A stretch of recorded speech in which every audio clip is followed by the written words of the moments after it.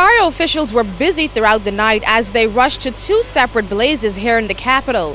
But it was here at this Heritage Road home where unfortunately one man did not make it out. Family members say 36-year-old Brio Colebrook was fast asleep in a sofa when the fire broke out.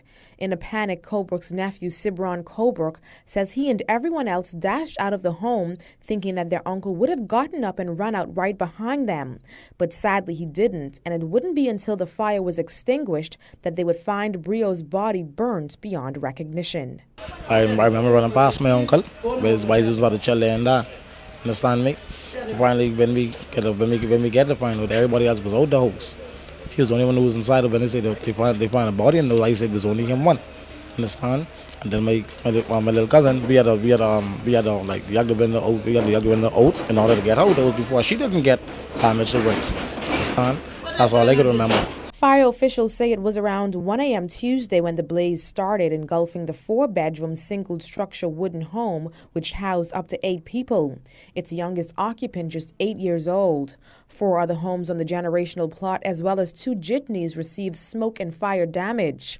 69-year-old Esther Colebrook, a family member, lives in a home in the same yard, just feet away from the charred remains. Her home received minor fire damage. When my granddaughter come in the room and call me and tell me fire, fire.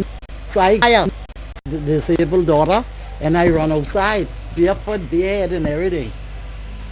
I can't tell exactly what happened, but when I reached the door, the fire was to me. So I dodge and I run with my baby. Colebrook says the deceased had no children and worked as a phone card vendor. When our news team visited the scene this morning, family members and neighbors were seen rummaging through the rubble to salvage whatever they could.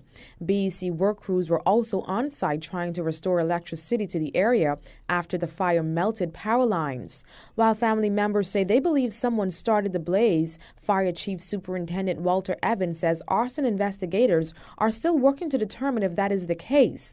Evans also gave an update on the 2 in hospital. The female, she was suffering from what we believe may have been smoke inhalation, and she is in hospital now for observation purposes. The other person, a male, he was detained in hospital where he has sustained fire burns about the body, particularly about the face, arms, and the upper region of the body. Now, as mentioned, there was another fire this morning, this one in the Yellow Elder area. Evans says arson is suspected in this case, where a home received minor damage. He says no injuries were reported in the Yellow Elder fire, but police are looking for the culprits. Ianthia Smith reporting for JCN News.